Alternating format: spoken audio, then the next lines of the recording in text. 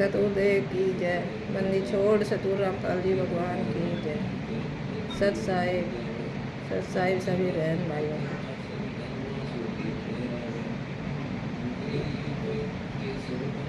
सभी भगत भाइयों से एक बात कहनी है।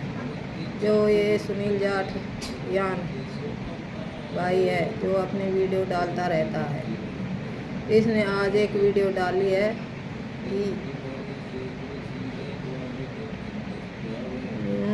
27, 28, 29 जून को कबीर प्रकट दिवस पर धनाना में आए, गुरुजी ने बुलाया है। भाई सुनील जाठियान, ये गुरुजी ने नहीं बुलाया, ये तो गुरुजी के परिवार वालों ने बुलाया है। क्योंकि गुरु कबीर साहिब जी का प्रकट दिवस तो 623 वर्ष पहले हुआ था, जेठ मास की पूर्णिमा के दिन सुबह ब्रह्म मुहूर्त में। और उस दिन की किसी को तारीख नहीं पता कि जून थी या जुलाई थी या अगस्त था, क्या था। सिर्फ इतना पता है कि जेठ मास की पूर्णिमा थी, वो भी हमारे गुरुदेव ने बताया। जेठ मास की पूर्णिमा, जेठ मास 2 भी हो जाते हैं किसी किसी महीने में, जैसे इस बार है। तो बताओ कौन सा माने। तो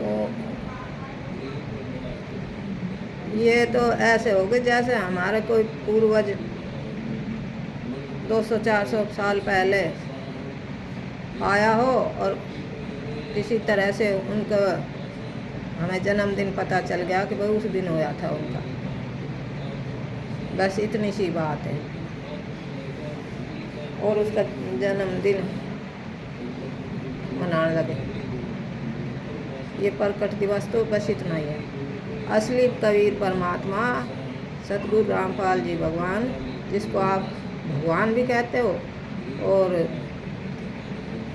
मानुष भी मानते हो, कबीर सतगुरु रामपाल जी का 75वां प्रकट दिवस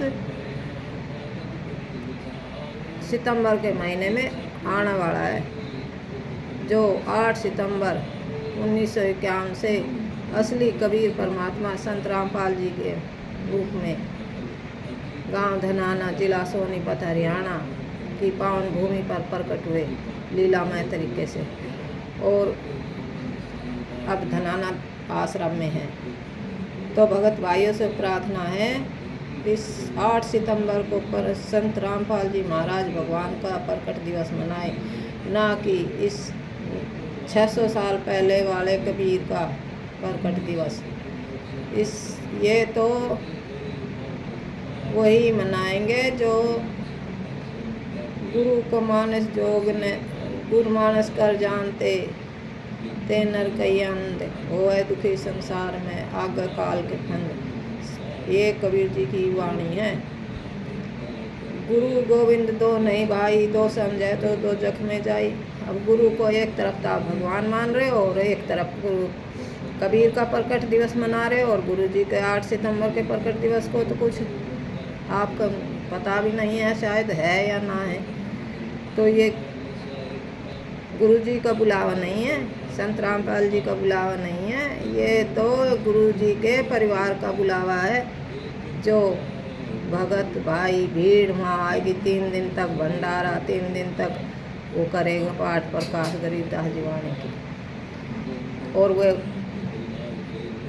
करोड़ों अरबों रुपया उसके दान पेटी में डाल डाल के जाएंगे, और आपके दान से फिर ये घर बनवाएंगे, गाड़ी में पेट्रोल डलवाएंगे, और उसका रेसों का पाप आपको भी लगेगा।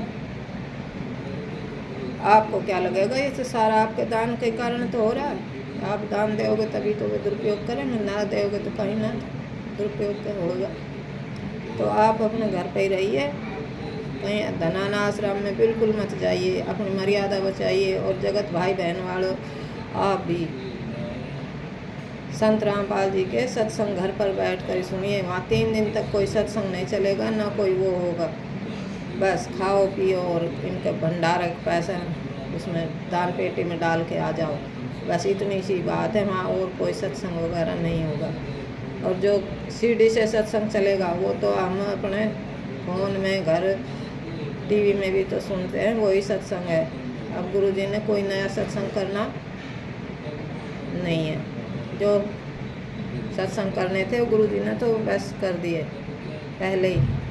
अब तो बस गुरुजी भक्तों की छटनी कर रहे हैं आश्रम में बैठ के।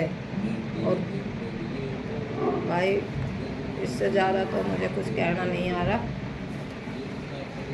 आप अपने मर्यादा बचाइए सबसे, भाई बहनों के खास तौर पे, और जगत वाले भगत भाई बहन भी, और जो आश्रम में जाते हैं वो भाई बहन भी। जो गुरुजी के दान का पैसा आपने रखा है उसको अभी अपने घर पर ही रखिए, इनकी दान पेटी में मत डालिए। इनकी दान पेटी में डालोगे तो आपके कर्म ही फूटेंगे। ये परमात्मा ने बस इतनी सी प्रेरणा करी दासी को। सत साहिब बंदी छोड़ सतुरामपाल जी भगवान की जय। बंदी छोड़ सतुरामपाल जी भगवान की जय। बंदी छोड़ सतुरामपाल। सत साहिब। ये टैटू है क्या? टैटू नहीं, ऐसा ही है। उतार दो एक